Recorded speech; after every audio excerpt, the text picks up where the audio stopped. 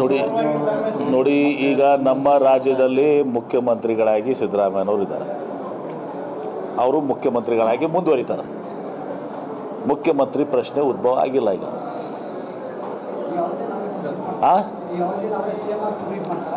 ನಿಶ್ಚಿತವಾಗಿಯೂ ಕೂಡ ಅದು ನಮ್ಮ ಬದಲಾವಣೆ ಯಾರಾದರೂ ನಮ್ಮ ಮಾಡಬೇಕಾಗಿ ನಮ್ಮ ಹೈಕಮಾಂಡ್ ಮಾಡಬೇಕು.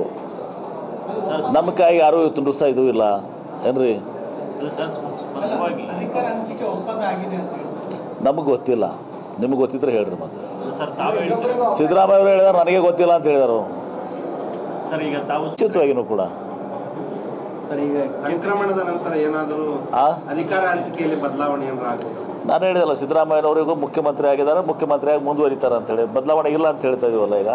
ಮುಂದಿನ ಅವಧಿಗೆ ಆಕಾಂಕ್ಷಿಗಳಂತ ಸಿಎಂ ಆ ಪ್ರಶ್ನೆ ಉದ್ಭವಿಸೋದಲ್ಲ. ಸಿಎಂ ಕುರ್ಚಿ ಖಾಲಿ ಇಲ್ಲ. ಒಂದು ವೇಳೆ ಅವಕಾಶ ಹೈಕಮಾಂಡ್ ಅವ್ರು ಕೊಟ್ಟರೆ ಹೇಳಿ. ಯಾರು ಹೈಕಮಾಂಡ್ ಅವ್ರು ಕೊಟ್ಟರು ಅದು ಸಿಎಂ ಕುರ್ಚಿ ಖಾಲಿ ಇಲ್ಲ ಅಂತ ಹೇಳ್ತಾನಲ್ಲ. ಇದೇ ಅವಧಿಗೆ ಏನಾರ ಸಿಕ್ಕರೆ ಆಗ್ತೀರಾ? ಯಾರು ಆ ಪ್ರಶ್ನೆ ಉದ್ಭವಿಸೋದೇ ಇಲ್ಲ.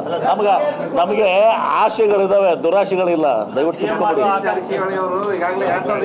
ಅವರು ಏನು ಹೇಳಿದಾರೆ ಅಷ್ಟೇ.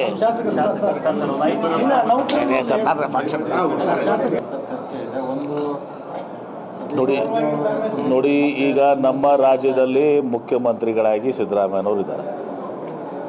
ಅವರು ಮುಖ್ಯಮಂತ್ರಿಗಳಾಗಿ ಮುಂದುವರಿತಾರೆ. ಮುಖ್ಯಮಂತ್ರಿ ಪ್ರಶ್ನೆ ಉದ್ಭವ ಆಗಿಲ್ಲ ಈಗ.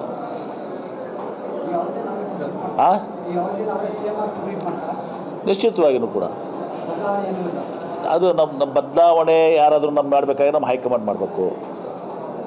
ನಮ್ಮ ಕೈ ಯಾರೂ ಇವತ್ತು ಸಹ ಇದು ಇಲ್ಲ ಏನ್ರಿ, ನಮಗೆ ಗೊತ್ತಿಲ್ಲ. ನಿಮಗೆ ಗೊತ್ತಿದ್ರೆ ಹೇಳ್ರಿ. ಮತ್ತೆ ಸಿದ್ದರಾಮಯ್ಯ ಅವರು ಹೇಳಿದಾರೆ, ನನಗೆ ಗೊತ್ತಿಲ್ಲ ಅಂತ ಹೇಳಿದರು. ನಿಶ್ಚಿತವಾಗಿಯೂ ಕೂಡ